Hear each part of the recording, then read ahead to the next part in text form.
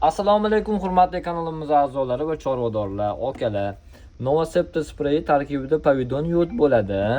Xo'p, demak, oksi sprey tarkibida oksitetratsiklin va gensian violet mavjud va asidi uchimizni tarkibida Aleksandr Vlasievich Dorogovning 3-fraksiyasini saqlaydi.